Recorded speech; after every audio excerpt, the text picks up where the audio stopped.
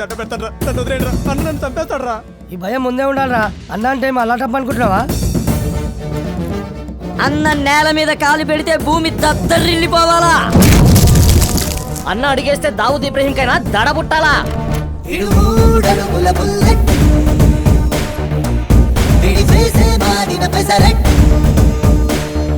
కొంచెం హైట్ ఉండి స్మార్ట్ గుండె గనక వీడిని పట్టుకోలే, బిల్డప్ తట్టుకోలే. చోటు భాయ్ వీడేరో, చోటు భాయ్ వీడు 3 అడుగుల బుల్లెట్.